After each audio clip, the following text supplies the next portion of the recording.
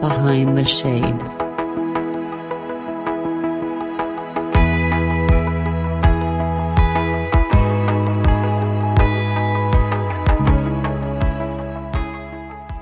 And I think that's the root of imposter syndrome, right? You think that you are not meant to be wherever you are. You don't have the qualifications, or you're not qualified enough. And so, listen, I battle and deal with imposter syndrome in all spheres of life. And I think we all do, right? And that's why I think I'm very, very well equipped to talk about it with you and the audience today. On the parental front, I will absolutely agree because it's one of those situations where there isn't a manual, right? You can't go to well, you and I are probably old enough to remember libraries when we actually get our library card and swipe it and take out the book, right? But we're at the point now where it's like, I want to be a mother. I want to be a father. What is my point of reference? Yeah. Many of us will go to our parents, right? What did I like about my childhood? What didn't I like? Let me take the best aspects of that. But you're absolutely right. It's just something that you have to say, okay, I believe this is a journey that is essential to me.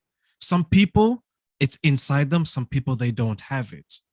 But when you get on that journey, you're like, okay, I need to make sure that I'm doing the best that I can because there's someone else who, for the most part, is very vulnerable that relies on me for their food, for their diaper change, for their guidance through life. If there's ever an opportunity to grow up, it's when you become a parent. Yeah.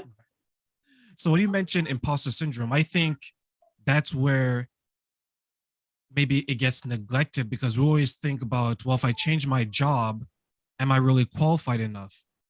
But I think a lot of people have had the conversation within themselves. Anytime I change something, there's going to be a sense of vulnerability or insecurity because it's unknown. Mm-hmm. Right. So when you've mentioned the areas that you've experienced it in, are there certain behaviors maybe that you took out and said, okay, this really worked for me to help me overcome it?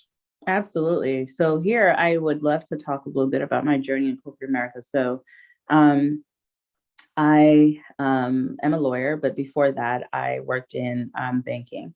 And I was often the only woman, only Black person, the youngest, right? And that really makes you feel like the spotlight is on you. And it makes you feel like, what am I doing here with all these people with so much more experience? And now as an attorney here in the US, the profession of law is one that is majority white male.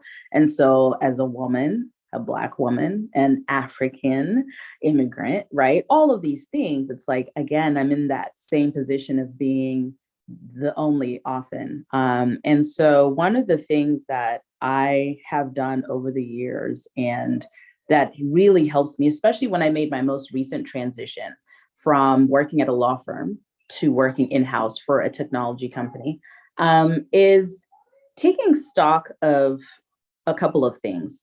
The very first one is taking stock of who I am and where I've come from. And what do I mean by that? I mean, looking at the people who paved the way for me to be here. And I mean that specifically in my family. So my grandfather studied to become a lawyer, but he couldn't finish because of apartheid laws in Zimbabwe, which were racist laws that said, if you are Black, you cannot be a lawyer. And so he literally started and had to stop. And then he changed and started doing nursing because that was acceptable for a Black man. And I was the first person in my family to go to law school and to complete and get a law degree. I'm not the last. There's several who've come after me, my cousins and things like that. And so for me, looking at what my grandfather had to sacrifice, right? Because his dream had to be deferred and I was able to fulfill that dream, right? And so looking at that and just saying, look, I deserve to be here. My granddad didn't go through all that for me to just like not fulfill my dreams, right? That was a catalyst for me.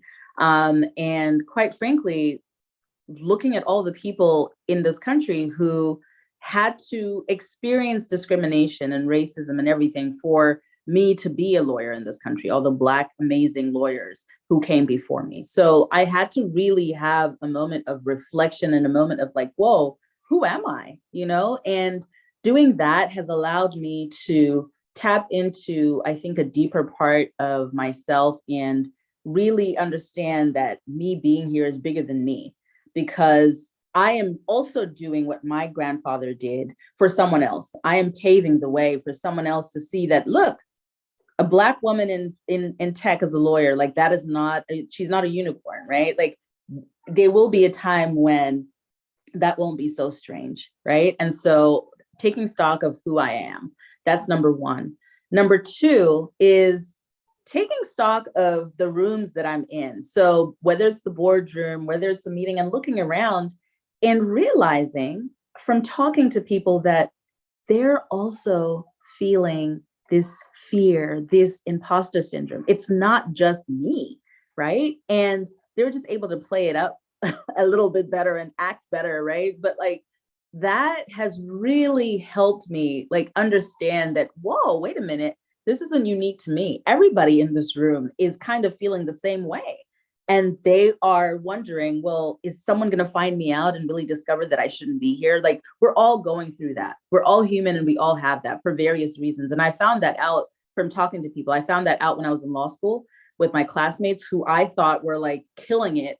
And then I'd talk to them and they'd be like, oh my gosh, no, like I'm so afraid to do blah, blah, blah, or to raise my hand because of, you know, XYZ. And I'm like, wait a minute, what? You know, and I've found that ever since I've started talking more to people. And, you know, with this remote world, I work for a technology company that's remote, and talking to people and having real conversations with people. And the number one thing I heard when I first started this job was people saying, everyone here is so smart and I feel like I don't belong. And that's when it clicked, like, wait a minute, we're all going through this. We're all grappling with this, right? Especially when you work at a technology company where it's like fast-paced, innovative. We're doing things that maybe haven't been done before. And so we're all entering territory that we've never been in before. And so it makes sense, right? That people are questioning their capabilities because it's like an all new area for all of us. So that's the second thing, taking stock of, you know, the people that are in the room. And the last thing is, you know, the combination of those two, but really understanding that my voice needs to be heard. My voice and my perspective deserves to be shared. And I am doing myself and others a disservice when I am silent because of fear. I have to speak up and give my perspective and say, well, actually, what about this? Have we thought about that? Because my experiences and who I am are unique to me, and they are the reason why I'm in this particular room that I'm in, right? That the reason why I'm in the boardroom. I deserve to be there. Somebody decided I needed to be there. And I need to hold true to that and speak up and use my voice and use the power that I have being in that space. And I think those three things allow me to show up more authentically and to show up more confidently. And I'm not saying I have zero imposter syndrome. I'm saying that I have learned to kind of do that as a way to prepare myself, especially if I'm like in a place where I need to, you know, do a presentation in front of like the executive leadership or whatever it is, right? I have to really reflect and kind of like take all of those things in. And that's my 3-step method. Take stock of who you are, who's in the room, and speak up and own your voice. That's what I do.